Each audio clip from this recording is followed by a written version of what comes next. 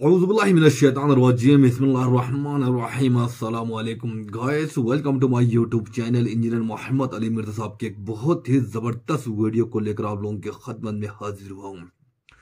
Video बहुत ही interesting होने वाले हैं। आप लोग वीडियो की शुरू से लेकर आखिर तक जरूर देखेगा, क्योंकि इस वीडियो में वो हक़ाइक़ मौजूद हैं जो कभी सुना ना होगा या कभी देखा भी ना होगा। अगर आपको ये वीडियो समझ में न आए, 2-3 बार रिपीट करके वीडियो की शुरू से लेकर आखिर तक जरूर देखें, फिर आप लोगों को समझ आ जाएगा कि इस वीडियो में इंजीनियर मोहम्मद अली मिर्जा साहब क्या कहना चाहता है, किसके हवाले देना चाहते हैं वीडियो का। जब आप किसी चीज को देखे बगैर किसी पर एतमाद करके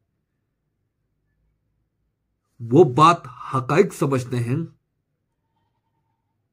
जब आपने जो है ना देखा तो वीडियो कुछ और निकला, तो हमें क्या समझ में आना चाहिए? खुद तहकीक करो, देखो मुख्तलिफ किताबों में। अगर कोई भी चीज आपको समझ ना आए तो एक किताब के हवाले करके देखो, दूसरा किताब को देखो, तीसरी किताब को देखो। फिर भी अगर आपको समझ में आए तो यूट्यूब सर्च करो। मुतालिया करना बहुत जरूरी है। मुतालिया के बगैर आप को भी समझने से कासिर रहेगा। मजीद हम सुनते हैं इंजीनियर मोहम्मद अली मिर्जा साहब क्या कहना चाहता है। ना मैं वहाबी ना मैं बाबी, मैं हूँ मुस्लिम इल्मी किताबी। ना मैं वहाबी ना मैं बाबी, मैं हूँ मुस्लिम इल्मी किताबी। शोहिल अली, अस्सलाम वालेकुम। क्या नाम है सर जी आपका? बहुत मुश्किल नाम है। अली भाई कह देते हैं। अली भाई आए लाइन। अस्सलाम वालेकुम वरहमतुल्लाहि वबरकातुहू। कहाँ से हैं जी आप? इंडिया से अली भाई। इंडिया कैसे हैं भाई? इंडिया, हाँ जी, लखनऊ से हैं हम। और इंडिया ना बोला करें यार, इंडिया तो इतना बड़ा है। जी नहीं बताने वाले थे अली भाई। इतनी खुशी है मतलब दिल से कि हमारे मुंह से लफ्ज ही नहीं निकला, लखनऊ बताने का वक्त ही नहीं मिला, इसलिए बताने वाले थे। बाकी इस वक्त तो पंजाब में मुकीम है हम, बाकी रहने लखनऊ के हैं। और अली भाई कैसे हैं? जी अल्हम्दुलिल्लाह। आपके जो लखनऊ या बरेली के लोग हैं बस वही उर्दू सही बोलते हैं, बाकी तो ओवरऑल इंडियंस की उर्दू इतनी अच्छी नहीं है। जी जी जी जी जी जी सही कह रहे हैं, सही। लखनऊ में पंजाबी भी उर्दू अच्छी बोल लेते हैं, हालांकि मेरी तो मदर टंग पंजाबी है, लेकिन उर्दू हमने सीखी है। बड़े अच्छे अंदाज में कोशिश करते हैं कि प्रोनाउंसिएशन दुरुस्त करें उसकी।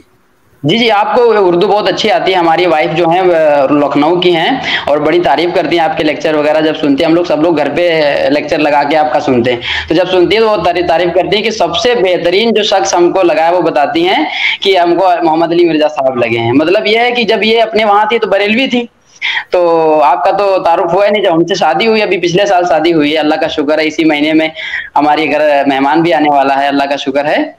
और तो इन्होंने जो है एक साल से ही आपको जाना, और जब से इन्होंने आपको जाना तब से ये अल्लाह का शुक्र आप ही को जानती हो, सबसे ज्यादा आपकी तारीफ करती हो, सलाम भी कहती हैं आपके लिए। सलाम। हाँ जी, अपना सवाल करें। सवाल अली भाई हमारा ये है कि आपसे बात हो गई, यही बहुत बड़ी बात है, लेकिन सवाल एक ये है कि जो आप हदीसों में कहते हैं कि मुदल्लिस और अंश रिवायत करेगा तो वो समा के तसरीह के बगैर वो रिवायत जो है इस तरीके से, वो हमारे समझ आज तक नहीं है। हालांकि हम 3-4 साल से आपका वीडियो देख रहे हैं, समझ नहीं पा रहे हैं कि आखिर ये किस तरीके की हदीस के बारे में थोड़ा सा हमको समझा दीजिए। जो हम हदीस सुनते तो हैं लेकिन समझ नहीं पाते हैं आपकी, मतलब क्या बात इसमें करते हैं आप कि अंश रिवायत करेंगे तो वो हदीस ज़ईफ होगी, इस तरीके से कैसे? क्या अली भाई जरा बताना हमको। जी जी जी जी जी जी वो मैं ऐसे बता चुका हूँ। आप YouTube पे मेरा एक क्लिप देखें, सही मुस्लिम का मुकद्दिमा। इमाम मुस्लिम रहमतुल्लाह अलैह ने सही मुस्लिम में पहली 92 रवायात जो है वो मुकद्दमे में ली हैं। उसमें जो क्रिटिकल बातें थी ना, इमाम मुस्लिम ने जो इल्म हदीस के हवाले से बयान की हैं, उनमें से एक ये वाली बात भी थी, वो मैंने उसमें ब्रीफ की हुई है वीडियो रिकॉर्डिंग के अंदर। اور ایک پچھلے رمضان میں بھی میں نے فی الودی گفتگو کی تھی 40-50 منٹ کی، اس کے تھم نیل کے اوپر لکھا ہوا ہے مدلس کی آن والی روایت، اس کا ٹائٹل رومن میں آپ لکھیں کیا امام مسلم آخری وقت میں شیعہ ہو گئے تھے، یہ آپ لکھیں تو میری ویڈیو کھل جائے گی۔ مدلس کی آن والی روایت سے کیا مراد ہے؟ دیکھیں حدیث جو محدثین کے ہاں اس کی سند کے اوپر جب کلام کیا جاتا ہے تو ان میں کئی ایک سکم ہے جن کی بنیاد کے اوپر کلام کیا جاتا ہے۔ مثلا ایک سکم یہ ہو سکتا ہے کہ جو احادیث کے راوی ہیں ان میں سے کوئی ایک راوی ایسا ہو جو مجہول ہو، مجہول سے مراد ایسا جسے کوئی جانتا نہیں ہے، ان نون۔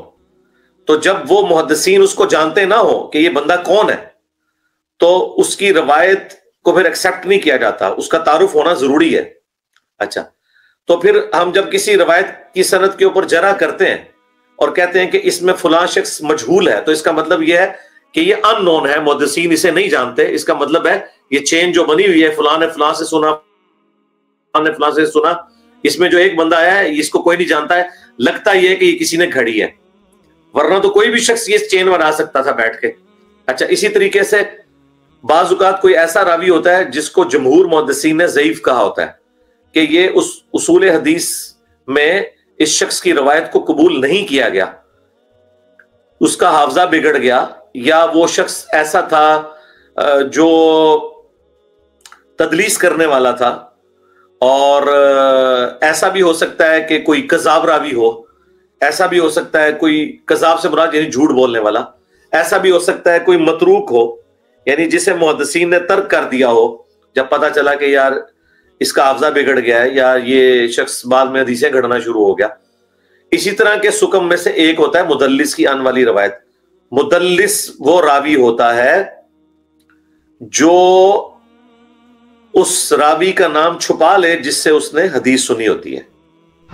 مثلا اگر شاہد بھائی نے حدیث کسی اور شخص سے سنی ہے اور وہ اس کا نام ظاہر نہیں کرنا چاہتے اور اس کے بعد میرا نام ظاہر کر دیتے ہیں اور بیچ میں سے اس بندے کو نکال دیتے ہیں اور شاہد بھائی کہتے ہیں کہ ان انجینئر محمد علی مرزا، تو اور شاہد بھائی مدلس بھی ہیں، تو ہم پوچھیں گے کہ بھائی آپ ان سے جو بیان کر رہے ہیں اس شخص سے، تو آپ نے ان سے بیان کیا، آپ نے یہ نہیں کہا کہ مجھے انجینئر نے یہ بات بیان کی، آپ تو کہہ رہے ہیں انجینئر کہتا ہے۔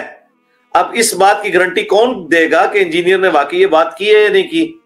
تو آپ بتائیں آپ نے کس سے سنا ہے؟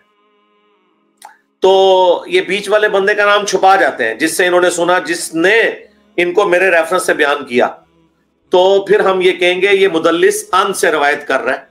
اسے چاہیے تھا یا تو کہتا حدثنا یا اخبرنا کہ مجھے انجینئر نے حدیث بیان کی یا مجھے انجینئر نے خبر دی، تو یہ نہیں کہہ رہے کیونکہ انہیں خدشہ ہے کہ میں اگر یہ بات کروں گا تو میں اللہ کے حضور جھوٹا لکھا جاؤں گا کیونکہ میں نے انجینئر صاحب سے تو بات سنی نہیں ہے۔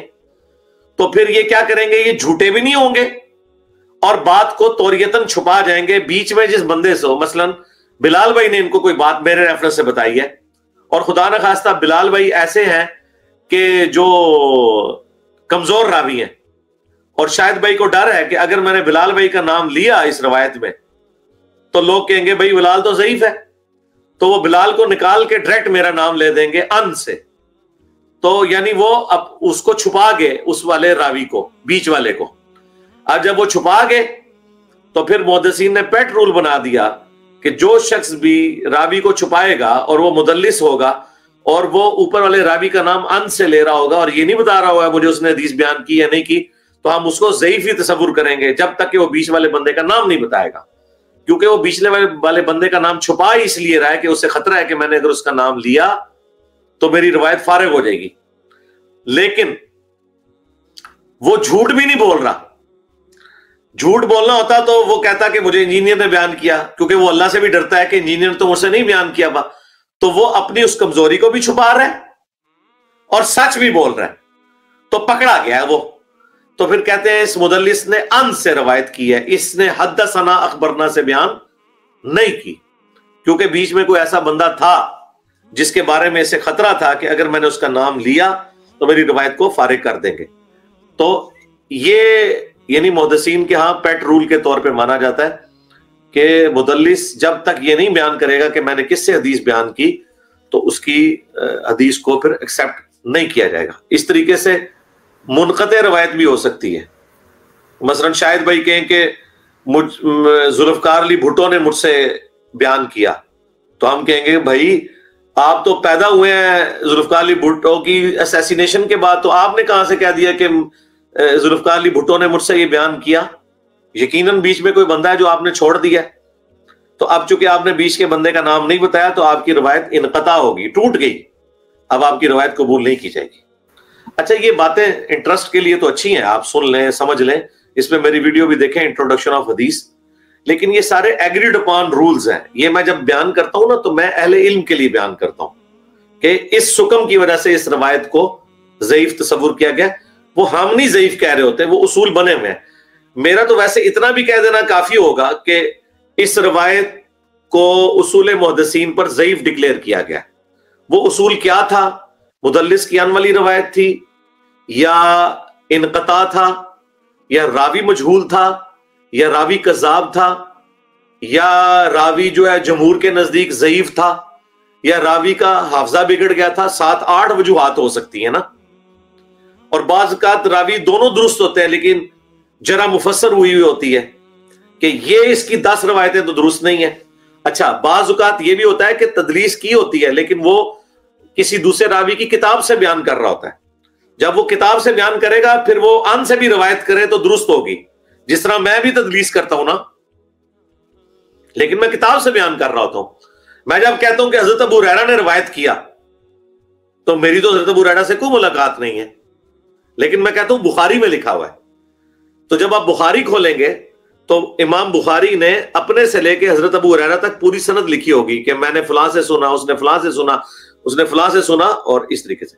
تو جب کوئی شخص کتاب سے بیان کرتا ہے نا پھر وہ تدلیس بھی کر سکتا ہے کیونکہ اس نے ریفرنس دے دیا, تو وہ سند مکمل ہوگی آٹومیٹیکلی. ہم اکثر معاملات میں تدلیس ہی دنیا میں کر رہے ہوتے ہیں.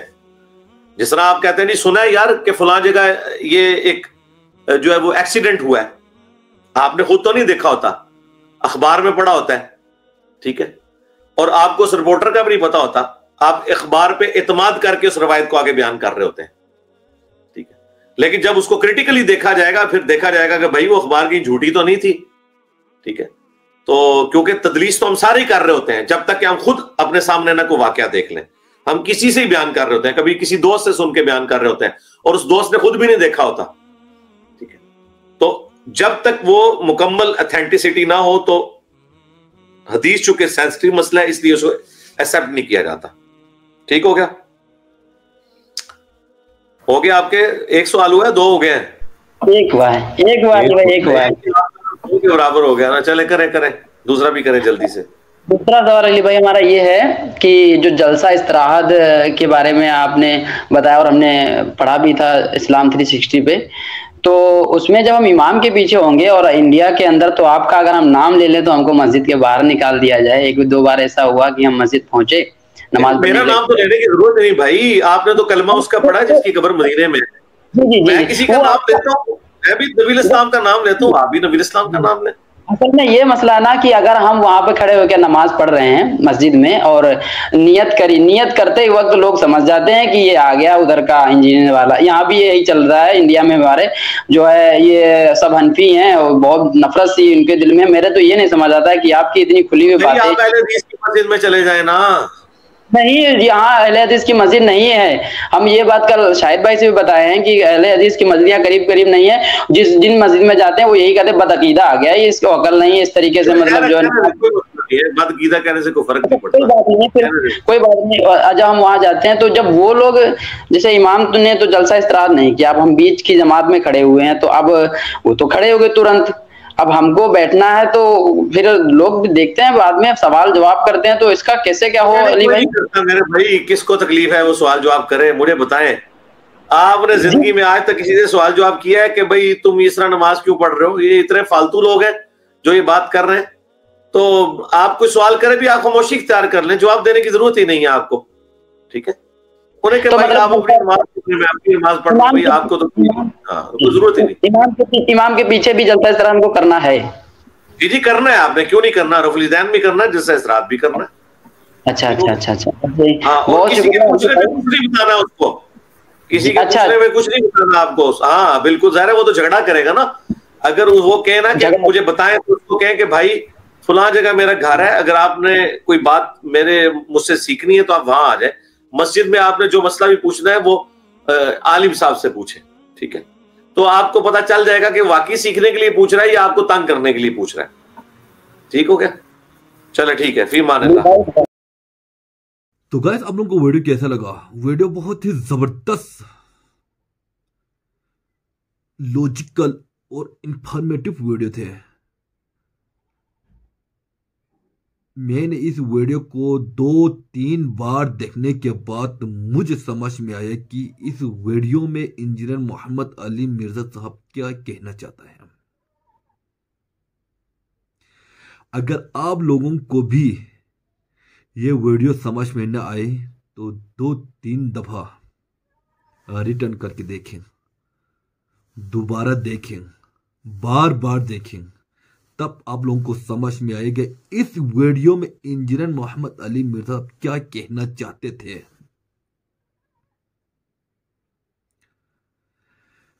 سب سے پہلے ہمیں کیا کرنا چاہیے؟ خود جب آپ جو نا کسی بھی جگہ پہنچنی ہے، میں آسان لہجے میں بتا رہا ہوں، جب آپ کسی بھی جگہ پہنچ کر وہاں سے کچھ خبر لانی ہے، وہاں سے کچھ چیزیں لینے ہیں، تو راستے میں آپ کسی سے بھی نہ پوچھیں کہ وہاں کیا ہونے جا رہا ہے. یہاں سے وہاں سے کوئی چیز میرے لیے لے کے آنا تھا، آپ نے وہ لے کر آیا ہے یا نہیں. کسی پر اندھا اعتماد مت کرنا. آپ وہاں جاؤ، دیکھو حقائق کیا ہے، چیز کیا لے کے جانا ہے، تاکہ آپ کو اس جگہ کے بارے میں بھی معلوم ہو جائے کہ اس جگہ میں مجھے بیچنے کا، میرے آنے کا مقصد کیا ہے. Then we will understand about the place and the things. تو ہمیں چاہیے کسی پر جو ہے نا اندھا تقلید، اندھا اعتماد کرنے سے پہلے ہمیں جو ہے نا خود ریسرچ کرنا چاہیے، محقق بننا چاہیے. دین ہمیں سمجھ میں آ جائے گا. باقی یہ ویڈیو بہت ہی زبردست تھا. انجینئر محمد علی مرزا صاحب ہمیشہ قرآن سے ریلیٹڈ اور حدیث سے ریلیٹڈ بیان کرتے ہیں، اسی لیے اس کی ویڈیو کو سب سے زیادہ یوٹیوب پر دیکھا جاتے ہیں. کیوں؟ ہم پہلے والا دور میں نہیں ہیں. ہم پہلے والا دور میں نہیں ہیں کہ ہم کسی پر بھی اندھا اعتماد کریں. ابھی ہمیں بہت، اللہ تعالیٰ نے ہمیں بہت زیادہ ذریعہ دیے ہیں. یوٹیوب، فیس بک، اچھا ٹویٹر اینڈ اخبارات مختلف اینڈ یعنی الیکٹرانک میڈیا، ان سب چیزیں سے ہم، اللہ تعالیٰ ہمیں مستفید کر رہا ہے. ہمیں ان چیزوں سے استفادہ حاصل کرنا چاہیے. ہمیشہ یوٹیوب پر دیگر جو فحاشی اور اور دیگر illogical ویڈیو دیکھنے کے بجائے ہمیں اپنے اسکالر کی سننا چاہیے. وہ اسکالرز ہمیشہ دین کی باتیں کرتے ہیں ود آؤٹ اینی انتہا پسندی، ود آؤٹ اینی یعنی فرقہ واریت اور انہی تعصب پسندی. امت بننے کی ہمیں جو نا حکم دیتے ہیں، ہمیں ایڈوائز کرتے ہیں، ہمیں نصیحت کرتے ہیں. اللہ تعالیٰ سے دعا ہے اللہ تعالیٰ ہم سب کو امتی بنائے کہ ہمیں جو نا کسی بھی فرقہ واریت میں تقسیم نہ کریں.